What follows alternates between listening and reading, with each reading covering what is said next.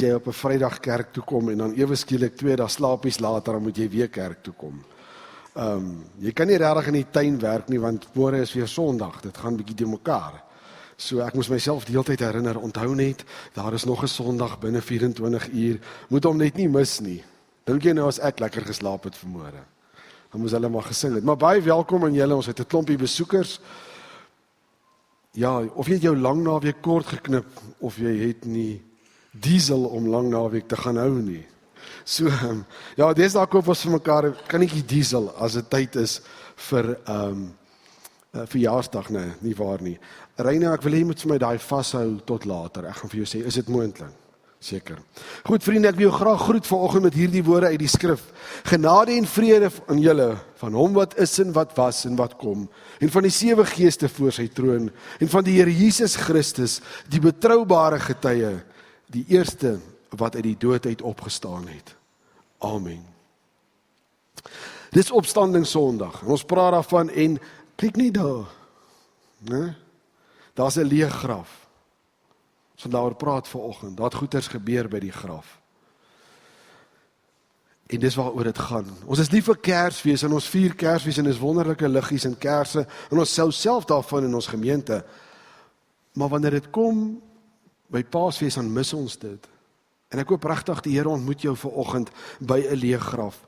Maar ek wil 'n skrif met jou deel, in Johannes 10 vers 17. Ek is nie onthou of ek hom vir die bord gegee het nie, Johannes 10 vers 17. So 'n kort skrifgie, jy kan saam met my oopmaak, en dan kan ons gerus gaan kyk na Johannes 10 vers 17. Nuwe Testament, 4de evangelie, 10de hoofstuk.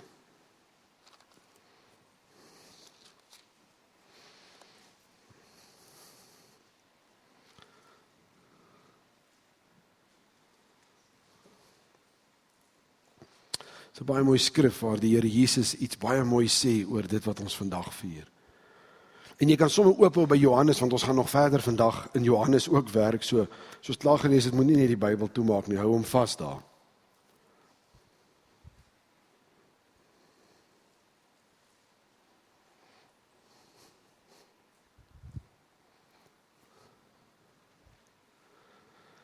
Ek lees vir ons.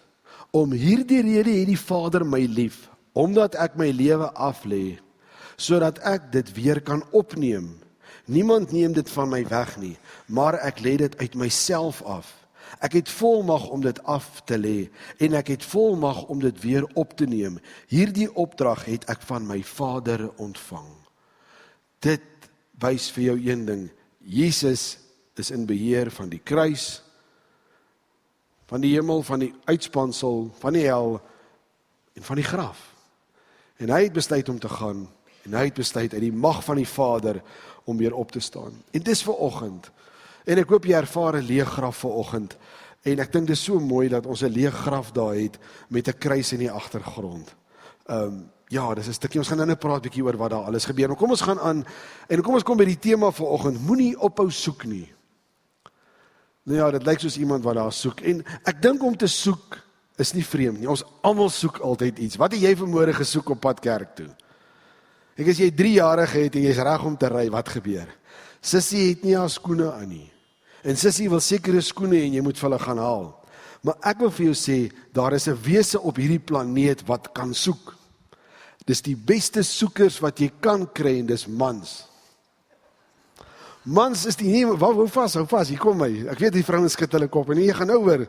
Mans is die beste soekers, is altyd sleutels, beursies, brille, klere. Die tweede beste soekers is kinders. Hulle soek ook altyd iets in die huis. Dan is dit en dan is dat. Mans is eerste, kinders is tweede in die huis. Hulle is uitstekende soekers. Maar hulle vind nooit niks nie. Ja. Daar kom 'n pak sla van daai kant af. So wat is vrouens? Hulle is die beste soekers en vinders. Hulle vind die goed. So wat maak ons as ons iets nie in die huis kry nie? Maar, is dit? So, my vrou het my iets geleer van, jy soek eers voor jy vra. So gee eers 'n geleentheid, jy moet eers soek. Selfs as ek in die winkel is, het my so mooi geleer, as ek by die plek kom, dan sê ek vir die mense, luister, my vrou het vir my gesê, jy soek eers en dan vra jy. Ek het nou regtig gesoek na hierdie bladjan of hierdie sousie of wat ook al wat ek nodig het of hierdie hemp, help my asseblief. Want ek kan nie soek nie, ek's 'n man. Ek kan nie vind nie, dis vir my 'n moeilike ding. En ons mense soek na verskriklik baie goeders. Ons soek baie keer na die pad wat ons moet ry. En dan praat hy vrou met jou, dan besluit jy, maar sy weet nie wat sy doen nie, ek sal vir haar wys. En dan soek jy jou eie pad. Ek moet hierdie ene vertel. Dan 'n hele rukkie terug ry ons Tabazimbi toe. Ek weet dis nie in die preek nie, maar hou net vas vanoggend. Ons ry Tabazimbi toe en ek sê vir hy GPS, ek soek die kortste pad. Nou moet jy jouself inding en nie gaan ons. Ons is dadelik op grondpaaie, maar ek hou vas. Ek gaan nie omdraai nie. Ek weet ek is in die regte rigting, maar ek's van die pad af. Maar ons ry. En ewe skielik kom ons deur 'n informele nedersetting. Julle weet presies waarvan ek praat. En hierdie mense, dis nou op 'n vakansiedag, sit nou almal so rustig. En die volgende oomblik kom hierdie kar daar deurgery. Maar jy kan sien hulle kyk ons so. Wat soek hierdie mense hierso? En ons het goed gevorder en dit raak al hoe meer bos en die paadjie word 2 paadjies. Maar ons gaan, die GPS sê dat jy gaan. En daar kom ons voor 'n hek, maar hy's toegespan. Is nie meer 'n hek nie, dis nou 'n heining. So, draai ons om. Nou moet jy jouself dink, wat het daai mense gedink? Want 'n paar minute later of so, toe kom hierdie mense nou van die ander kant af weer deurgery, deur hierdie nedersetting. So, jy sien, ek kan nie soek nie en ek erken dit. Maar ons soek na goedes. Ons soek altyd na iets. Hoekom? Hoekom soek ons na goed die heeltyd? Want dit is nie op die regte plek nie. As jy geweet het waar jy hom neergesit het of hom op die regte plek neergesit het, jy hom nie gesoek nie, want jy geweet waar hy is.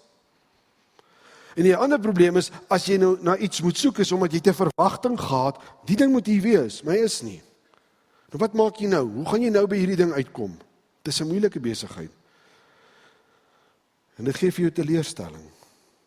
En ek wil 'n stukkie skrif met jou vanoggend deel en ek wil hê jy moet saam met my gaan na Johannes 20. Nou gaan ons 10 hoofstukke verder. Selfde boek, 10 hoofstukke verder.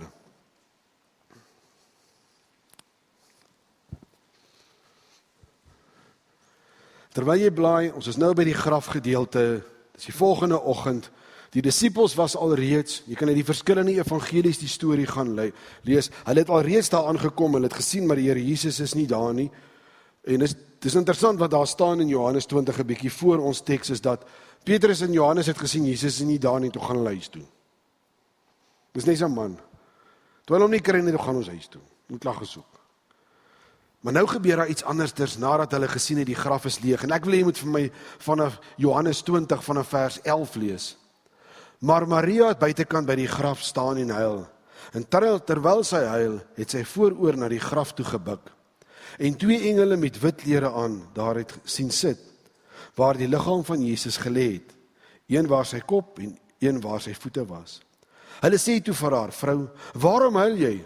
Sy antwoord hulle, hulle het my Here weggevat en ek weet nie waar hulle hom neergelê het nie. Nadat sy dit gesê het, het sy omgedraai en hom daar sien staan, maar nie besef dat dit Jesus was nie. Jesus sê toe vir haar, vrou, waarom huil jy? Wie soek jy? Sy het gedink hy is die tuinier en sê toe vir hom, meneer, as u hom verwyder het, sê vir my waar u hom neergelê het en ek sal hom wegneem. Jesus sê vir haar, Maria. Sy het omgedraai en in Hebreëus vir hom gesê, Rabboni, dit beteken leermeester. Jesus sê vir haar, moenie my langer vashou nie, want ek het nog nie na my Vader opgevaar nie, maar gaan na my broers en sê vir hulle, ek vaar op na my Vader en julle Vader en na my God en julle God. Maria Magdalena gaan vertel toe aan die disippels, ek het die Here gesien en hy het hierdie dinge vir my gesê. Maria Magdalena, jy sal sien aan die einde van die teks sê dis sy kom by hierdie graf en sy saam agter hierdie disippels en hulle het teruggehardloop, het nou klaar gesoek. Maria Magdalena is by die graf. En Maria Magdalena sien dinge is nie soos hulle moet wees nie. Ek wil net vir 'n oomblik stop en ek wil vir jou iets wys wat daarso gebeur. Ons het 'n paar kersse en 'n kruis aan die agterkant. Nou jy gaan iets interessants daarso sien. Jy gaan sien daar's 'n stukkie lap wat mooi opgevou is. Dit staan in die ander evangelies. Ek gaan nie tyd spandeer noodwendig daaraan in hierdie preek nie. Maar daar's 'n opgevoude stukkie lap en dan is daar 'n deurmekaar stukkie lap. Waarom? Wat beteken dit? Jy gaan in die Afrikaanse evangelie lees dat dit 'n opgerolde stukkie lap was. Die Engelse Bybel, it was wrapped, met ander woorde. Dis die kopdoek wat om die Here Jesus se kop was. Maar dis opgevou. En die res van die gedeeltes, en jy kan maar gaan lees van die lap wat hulle hom hier toegemaak het, lê los. Hoekom?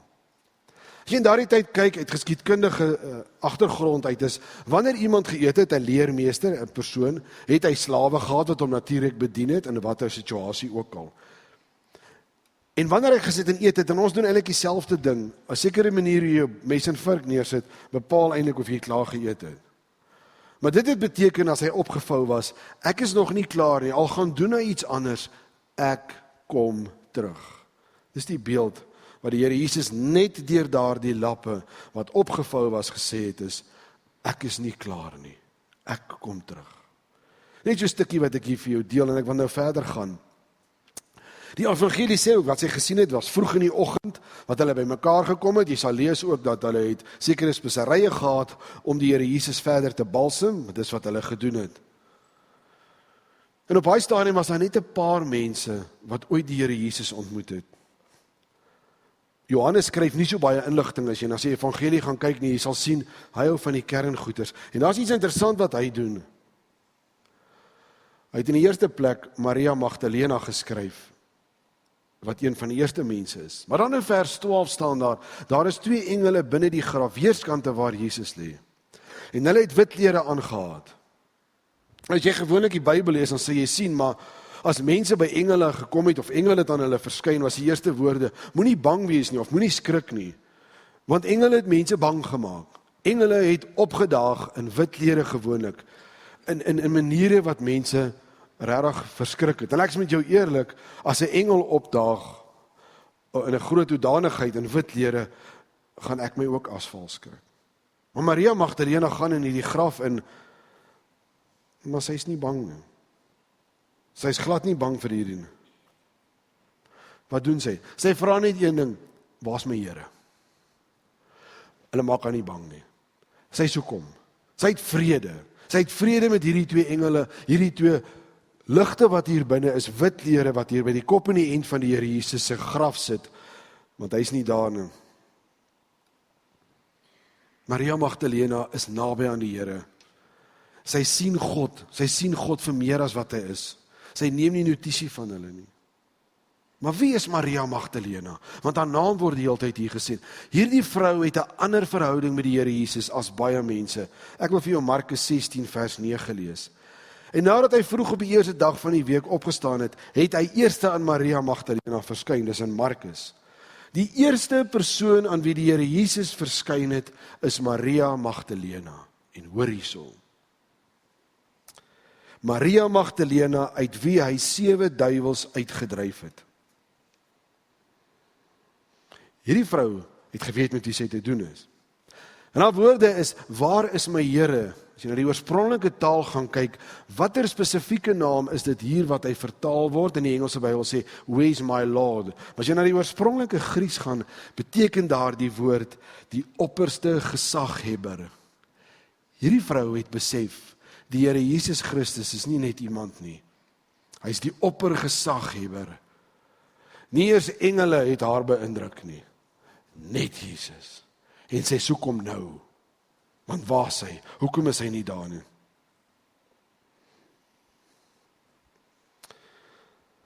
As jy van Jesus praat, wat noem jy hom? Ek het verskillende woorde hier vir jou. Die kinderbybel het ons die prentjie gewoonlik van die man met die lang hare en die wit klere, en daar's niks verkeerd daarmee nie. Maar baie mense het verskillende name vir hom, en hulle sê dis maar die man in die kinderbybel, en ander mense praat van dit is die verlosser. En jy hoor ek praat in die 3de taal, en as ene wat vir my natuurlik die ergste van alles is dat my hare regop staan is, as mense vir my sê, die ou baas daarbo. Julle, werk nie vir my nie. Daar's geen respek tot God nie. Dis nie wie en wat hy is nie. Hy's 'n opperste wese. Dis met min respek. Jesus is nie net nog 'n Bybelse karakter waaroor ons 'n storie lees nie. Dis die seun van God. Ek wil jou vra, wat noem jy Jesus? As jy van jou God vir iemand vertel, wie dien jy? Wat antwoord jy vir mense? Dis 'n goeie vraag. Sê jy dalk vir mense, en Dis wonderlik om te sê, hy is my koning, hy is my verlosser, hy is my vriend, hy is El Roi, die een wat my sien. Is dit jou identiteit wat jy het van Christus, of besef jy, hy is die opperste ene met gesag. Dis die gesag wat hy het.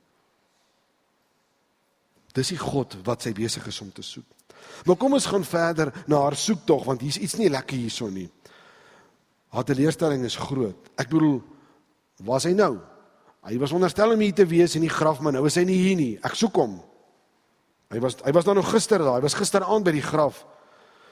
As jy Matteus 28 vers 57 lees, Josef van Arimatea was 'n ryk man wat die graf besit het. Hy het die Here Jesus se liggaam afgehaal en linne gekry saam met Nikodemus. Baie interessant, hè? As jy die ander evangelie lees, saam met Nikodemus het hulle lap gekry.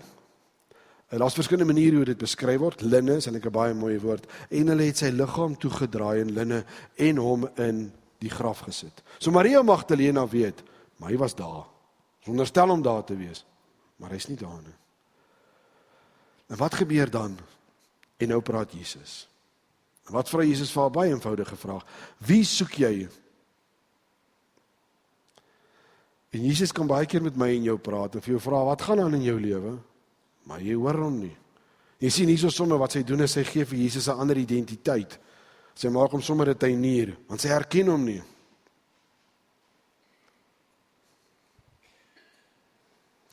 Maar die oomblik toe hy haar naam sê en hy sê van Maria, toe weet sy dis hy.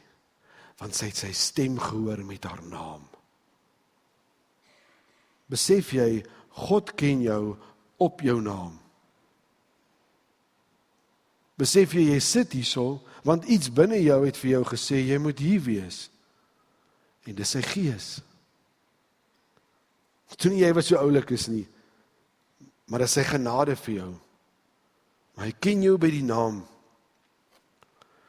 Johannes 10 vers 27 sê, vir hom maak ek die deur oop, vir die skaapwagter, want die skape luister na my. En dan sê hy verder, want ek roep elke skaap by sy naam, en ek lei hulle uit. Hy roep jou by jou naam. Maria Magdalena is soekend, Jesus is nie daar nie, en hy praat met haar en hy roep haar op haar naam. En sy het nie nodig om verder te soek nie. En sy het hom. Dit is baie eenvoudig. Sy het hom gekry. En nou wat nou? Dan gaan die Here Jesus, en sy eerste antwoord aan haar is nie, hoe voel jy, is jy okay nie, soos tipies hoe ons altyd doen, hoe ervaar jy hierdie situasie? Hy sê vir haar eerst in vers 17, hy sê vir haar, moenie my vashou nie. Die King James Bybel vra, don't touch me. 'n Bietjie 'n anderste manier om dit te skryf. Maar as jy gaan kyk na die oorspronklike taal, die vashou is, moenie my vashou nie. Hoekom sê hy dit vir haar? Die Here Jesus weet dadelik hoe werk 'n mens. Maria Magdalena soek haar Jesus. Waar's my opperste gesaghebber? Ek soek hom, hy's nie hier nie. Sy wil hom balsem. Sy's lief vir hom en dis mooi en dis wonderlik. Maar Jesus weet dadelik. Sy soek hom met haar hele hart. Sy weet wie hy is. Maar sy kan hom nie vashou nie. Sy kan nie klou aan hom in hierdie situasie nie. Want hy moet gaan. Sy moet klou aan hom in geloof. Sy kan nie vir Jesus altyd net by haar hou nie. Al wil sy graag. En ek dink as hy die geleentheid gehad het, dit staan in die skrif nie, dis my eie redenasie. As dit vir haar moontlik was, sou sy liggaam gaan bære dalk eers en die bly balsem met en oppas, want hier is my Here. Ek het hom gesoek en ek het hom gekry. Maar hy sê van nee. Al het jy my gekry, jy het my gesoek. Moenie my vashou nie. Dit klink vreemd, maar ons moet dan in die Here Jesus vashou, verseker. Ek het 'n baie interessante ding om jou te sê. Hoe lank het die Here Jesus vir ons die heelal geskep? Hoeveel dae het dit gevat? 6 dae. Glo jy dit? Ek hoop so. Het staan in die skrif. Jy het gesien hoe lyk dit daar buite na 6 dae se werk? Ja? Nou hy sê in die skrif ook vir hulle, ek gaan om vir julle 'n plek voor te berei. Hoe lank is hy nou al besig om voor te berei? Om en by 2000 jaar, kan jy jouself indink, wat gaan ons kry? Ek kan nie wag nie, het gaan ongelooflik wees. Maar dis waar die Here Jesus heen op pad is, dis wat hy vir my en vir jou doen. En ek en jy moet hom nie ophou soek nie. Ons moet soekend bly vir die waarheid. Ons moet soekend bly vir dit wat ons nodig het. En as jy gevind het soos Maria Magdalena, waarna jy gesoek het, en jy kom vanoggend hierso en jy soekend, is dit goed. En bly daarby. Moenie ophou soek nie. Moenie ophou om God se teenwoordigheid te soek nie. Sy aangesig. En sy woord die heeltyd na hom te soek nie, want dis wat jy nodig het. Want jy weet een ding vanoggend, die graf is leeg. Daar's niks. Dis die belangrikste ding vir ons, want as die Here Jesus nie opgestaan het nie, wat soek ons hier, want dan was daar nie vir ons hoop nie. Ek wil hê jy moet vir my stil word, as jy vir my reg gaan. Ek wil hê jy moet vir my stil word, en ek wil 'n lied met jou deel, en ek wil net hê jy moet besef, maar miskien is jy dalk 'n soldaat by die graf.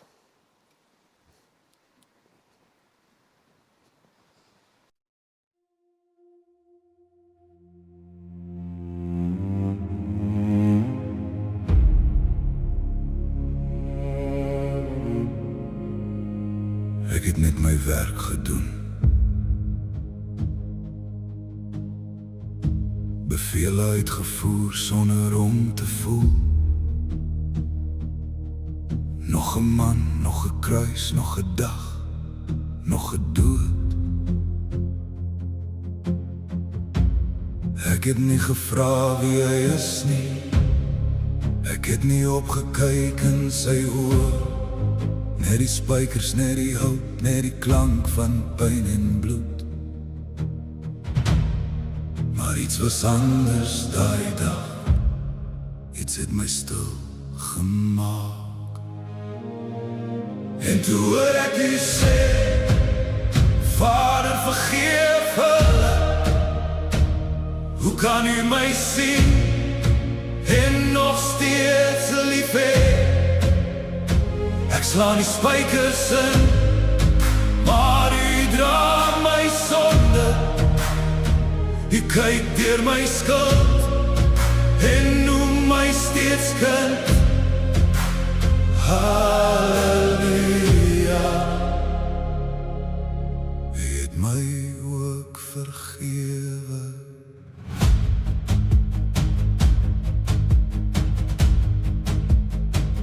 Hy het nie geskree nie, hy het nie terugbaklei. Net stilte, net vrede, in die middel van die pyn. Ek het sy oë ontmoet, geen haat, geen oordeel daar. Net genade wat kyk, reg deur wie ek is. En toe breek iets in my, wat ek nie kon keer nie. En toe hoor ek u sê, Vader vergeef hulle. Hoe kan u my sien, en nog steeds lief hê? Ek slaan die spykers in, maar u dra my sonde. U kyk deur my skuld en noem my steeds kind. Halleluja. U het my ook vergewe. Dit was my hart, dit was my skuld, dit was my sonde. Wat u daar hou, maar dit was u liefde, wat nie wou los nie. Selfs aan die kruis het u my gekies. Was hy net 'n man? Oef, die seun van God. En nou hoor ek u sê, Vader vergeef hulle. Selfs vir iemand soos ek is daar nog genade. Die graf het gebreek, die dood het verloor. En ek wat omkruisig, word niet gebore. Halleluja. Hy het ook vir my opgestaan.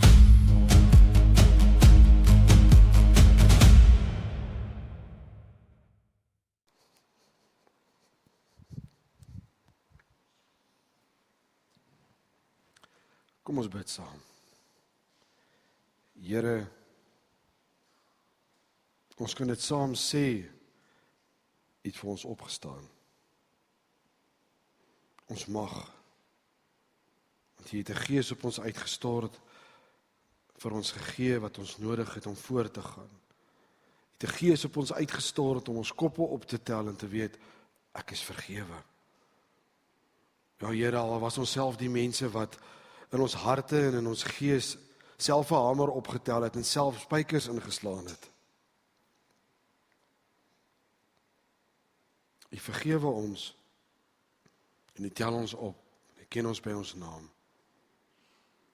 Ons bid Here dat U vir ons hierdie dag as 'n opstanding Sondag sal laat ervaar, dat ons U teenwoordigheid sal ervaar en elke tree net saam met U kan stap vorentoe.